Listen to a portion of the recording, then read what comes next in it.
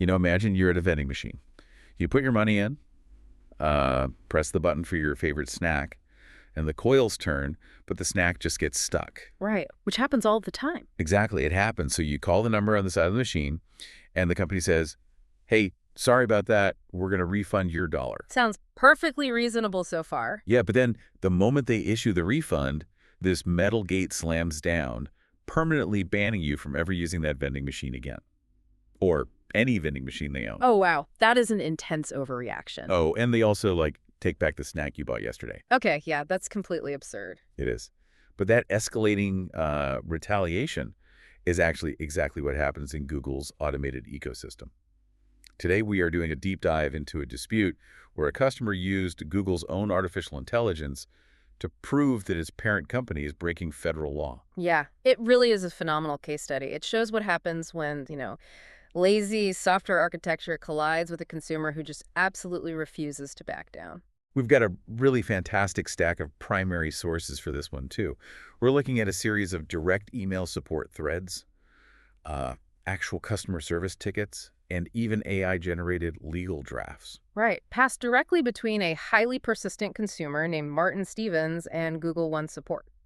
Now, just to set expectations right out of the gate here, while this is an incredibly gripping saga about, automated policies versus consumer rights, we aren't going to be providing a daily update on this specific dispute going forward. Yeah, unless it officially resolves or drastically escalates, of course. Right, exactly. Our mission today is just to unpack the underlying mechanics of what's happening right now. And those mechanics are what make this so universally relevant to you. If you pay for cloud storage or streaming or really any digital subscription, the invisible rules governing this dispute apply directly to you. Okay, let's unpack this. Let's start with the inciting incident, because every massive corporate headache usually starts with a tiny, mundane glitch. They always do. Right, so Martin Stevens was using a feature in Google's Notebook LM called Audio Overview. Now, this is a highly compute-intensive AI feature, and he was hitting a wall with his daily usage limits. Which is pretty common for power users. Yeah, so he did exactly what these companies want you to do. He paid. He upgraded his Google One account specifically to avoid those daily limits. Basically, he entered into a paid contract for a premium service level to guarantee uninterrupted access. But the system totally failed him. 3 times in a row, the feature glitched out. And then, on his 4th attempt, the system locked him out entirely. It claimed he had exceeded his daily allotment, right? Yeah. So think about that workflow for a second. He paid to remove a limit, the system broke, and then the system penalized him for trying to use the broken feature. So naturally, Martin contacts support to demand a 1-month refund, or, well, at least a credit for a free month to compensate for the failure. Which brings Czar into the picture. Right, Czar. So Czar is the Google One support representative handling the ticket.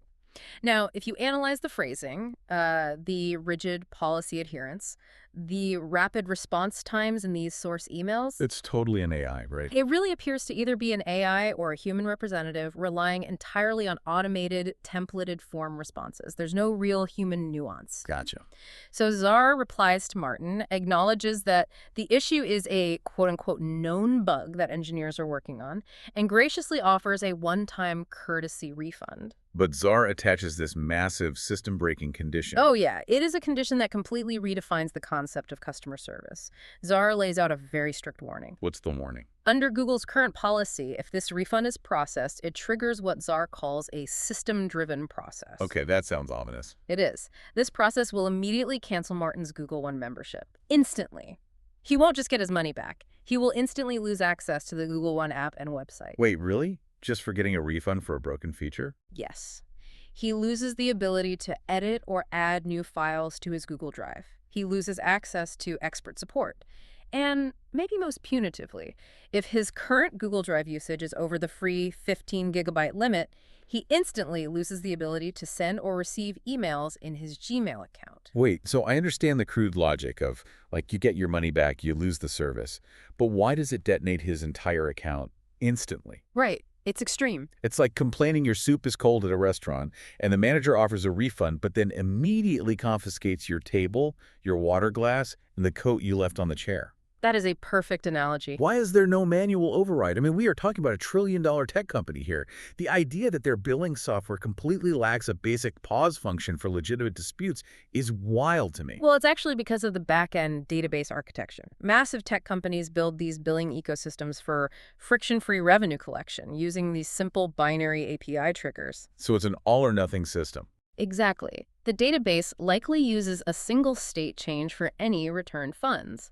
It genuinely doesn't differentiate between a chargeback from a stolen credit card, a user deleting their account forever, or just a customer service rep issuing a $20 credit. Wow. So to the database, money out equals access off. Right. It's an incredibly lazy architectural choice. It treats a penalty refund for a broken service exactly the same as a total account termination. Okay, but let's be real for a second. If I'm Martin and I get that email from Czar, I just say, fine, keep the 20 bucks. It's not worth losing my email address and all my backed up photos. Most people would. Yeah, I imagine 99% of consumers just walk away. Yeah. Why is he fighting this so hard? Because Martin recognizes the exact mechanism that Czar is threatening him with. He calls it the refund loop. The refund loop. Yeah, it's the specific scenario where a company gives a customer a refund as a, courtesy for a technical failure, but by doing so, instantly cuts off their benefits. Forcing them to buy it again. Yeah. Exactly. The customer is effectively forced to turn around and resubscribe, giving the company their money right back just to regain access to their own data and files. And here is the twist that makes this deep dive so compelling. This exact automated protocol, this refund loop, is what started Martin Stevens on an ongoing multi-million-dollar legal crusade against OpenAI. The parallels are striking, honestly. In his emails to Czar, Martin explicitly states that Google is making the exact same mistake that OpenAI made over a $20 dispute. He literally writes to Czar, and I'm quoting here, "That is what started my multi-million-dollar quest against OpenAI." Literally. He is definitely not backing down. Not at all. He tells Google they are standing on the edge of a massive lawsuit, just like OpenAI, who he claims is now facing 15 different violations of the law, all stemming from this exact same binary refund move mechanism. If we connect this to the bigger picture, what we are seeing is the inevitable collision between rigid corporate automation and relentless individual consumer advocacy. Yeah, you have to look at who Google is dealing with here. The sources note that Martin Stevens is the author of the books How ChatGPT Tried to Kill Me and How ChatGPT Killed Me Twice in One Day. He even directs Czar to his YouTube channel at Diversified Company, where he documents all these legal battles. Right, and he boldly claims, "I never lose," in all caps, and states that he aggressively pursues accountability from companies of all sizes. He views this as a matter of principle and a legal right, not just some minor billing error. So when Czar hits him with this automated brick wall, Martin deploys the exact same counter protocol he used against OpenAI. Which is what? He flat out refuses the cancellation condition. He demands human supervisor intervention, in all caps, and specifically warns Czar not to just send the same automated form letter again. He's trying to shock the system out of its loop. Exactly. But because Czar is bound by that extreme binary logic we discussed, the system just keeps repeating the policy. The machine code literally cannot comprehend the context that Martin wants to remain a paying customer. It just doesn't get that he's merely seeking compensation for negligence. Right. Which forces Martin to take a highly unconventional and frankly brilliant strategic step. Here's where it gets really interesting. Martin realizes he's arguing with a machine that is incapable of parsing nuance, right? Yeah, it's a brick wall. So, to prove his point, he doesn't go out and hire a corporate lawyer to draft a demand letter. He turns to Google's own artificial intelligence, Gemini. He weaponizes their own product against them. It's incredible. Exactly. Martin explicitly prompts Gemini to analyze Google One's system-driven immediate cancellation policy. He feeds Czar's own words into Gemini and asks the AI to map out exactly how these internal policies are violating federal law. Talk about turning the tables. He tells Czar point blank, "Know this now, your system is not loyal to you and can legally be weaponized against you. It has access to the law." And the really wild part is that the output Gemini provides is a remarkably coherent, legally sound framework challenging Google's internal policies. So let's break down the specific consumer laws and legal theories that Gemini cited in Martin's defense, because it perfectly illustrates how fragile these automated systems are when scrutinized. Yeah, let's do it. First, Gemini brings up breach of contract and the concept of the paid-for-service period. Okay, explain that one. The argument here is simple but powerful. If a user pays for a specific term of service, say a 1-month subscription, and the company issues a refund to correct a billing error or a service failure, the company cannot retroactively strip away access for the days the consumer legally paid for. Because think about the mechanics of a refund. If Czar clicks process refund, it takes days or sometimes weeks to actually hit Martin's bank account. Exactly. So Gemini argues that stripping the service instantly while processing the refund over several weeks forces the consumer into a state where they have neither their money nor the service they contracted for. So it's a fundamental breach of the exchange of value. Yes. Okay, what's next on Gemini's list of Google's alleged violations? Next is UDA, which stands for Unfair or Deceptive Acts or Practices. This falls under Section 5 of the FTC Act. Ah, the Federal Trade Commission Act. Right. Gemini argues that a company hiding behind a system-driven process is legally tenuous. Right, like you can't just say, oops, the computer did it, my hands are tied, to avoid federal law. Precisely. Regulatory bodies hold that internal software limitations do not absolve a company from treating consumers fairly. Stating that our system automatically removes benefits is an unfair practice if it abruptly cuts off a consumer's access to their critical data. Like decades of emails or backed up family photos. Yeah, exactly, due to an administrative correction. It effectively penalizes the user for an infrastructure failure that was the company's fault in the first place. That makes total sense. You shouldn't have your digital life held hostage just because their API is built lazily. So what else did Gemini find? Gemini also drew parallels to the Fair Credit Billing Act, or FCBA. Now, hold on. I have to play devil's advocate for a second here. I can see how that maps to the spirit of the law. But isn't it a huge stretch to apply the Fair Credit Billing Act to a digital software subscription? I mean, the FCBA primarily regulates credit card issuers. That's a fair point. I just imagine Google's human lawyers would argue those are two entirely different legal classifications and get that tossed out immediately. You are absolutely right that it's a different classification. But Gemini's argument isn't about direct jurisdiction. It's about the standard of coercive tactics. Okay, I'm listening. Under the FCBA, you cannot penalize a consumer for initiating a good faith billing dispute. Gemini argues those same principles apply to major digital merchants as well. If a refund stems from a valid billing dispute, forcing an all-or-nothing technical wipe of a subscription's benefits is a coercive tactic. Ah, I see. Because the threat itself is the violation. Yes, exactly. By threatening to instantly wipe out your email and file access, the company is effectively discouraging consumers from seeking the refunds they are legally owed.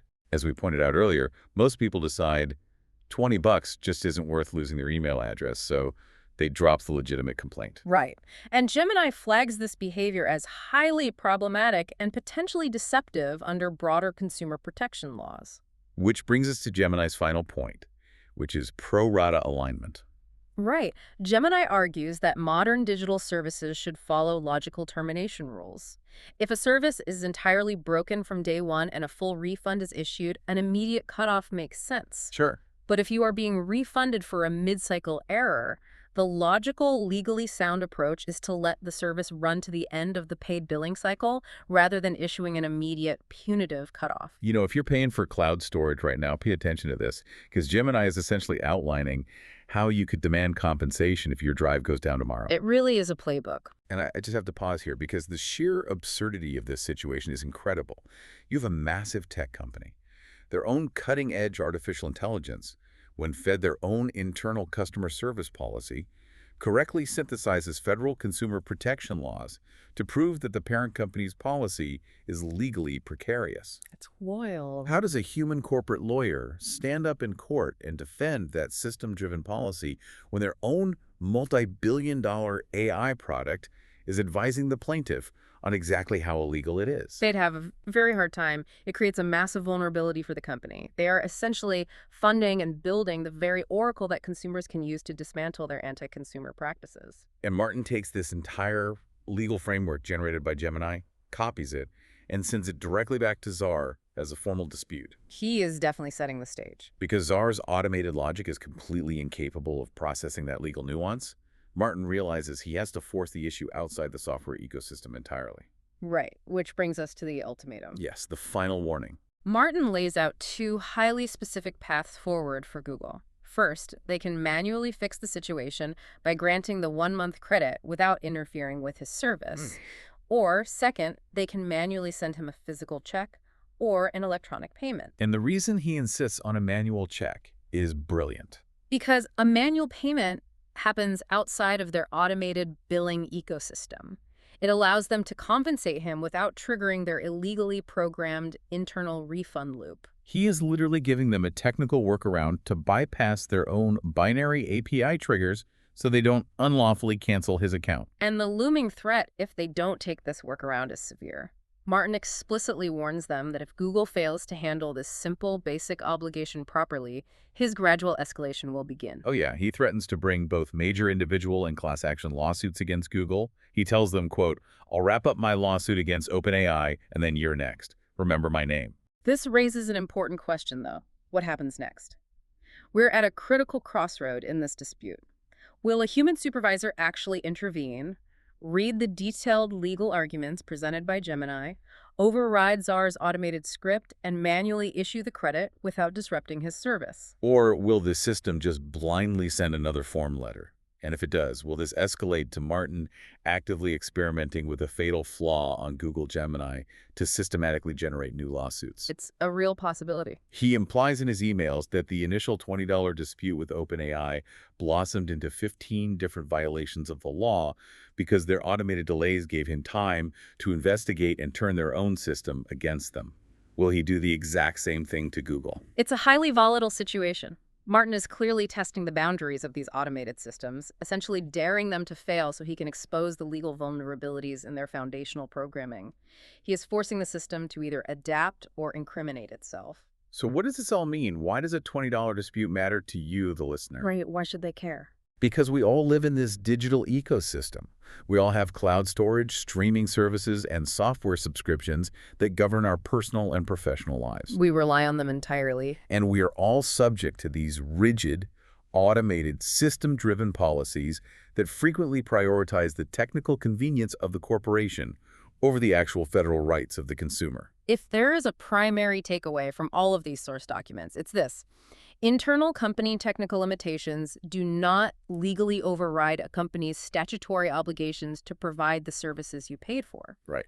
Just because a company programs its software to automatically delete your account when a refund is issued, or relies on a database state change that can't differentiate between a credit and a cancellation, that doesn't mean that programming is legal under the FTC Act or basic contract law. The machine's code is not above the law of the land. Exactly. And Martin Stevens is using their own tools to force them to recognize that. I want to leave you with a final thought to mull over as we wrap up this deep dive. We've talked a lot today about Martin using AI to corner Google's automated support. Yeah. But it leaves you wondering if artificial intelligence like Gemini is flawlessly drafting the legal demands for the consumer, and automated systems like Czar are rigidly processing them for the corporation. How long until the humans are cut out of this equation entirely? That's a slightly terrifying thought. Are we looking at a near future where our personal AIs autonomously sue corporate AIs in the background while we sleep, battling over digital dimes and server failures without us ever lifting a finger? It is a fascinating paradigm shift, a completely automated legal warfare ecosystem built on the very APIs that caused the problem in the first place. And just like that vending machine we talked about at the beginning, eventually people stop kicking the machine and start reading the manual to figure out how to take the whole thing apart. Thank you so much for joining us on this deep dive into the refund loop ultimatum. We've loved unpacking this with you. It's been a pleasure. Keep questioning the systems you interact with every day. Stay curious, and we'll catch you next time.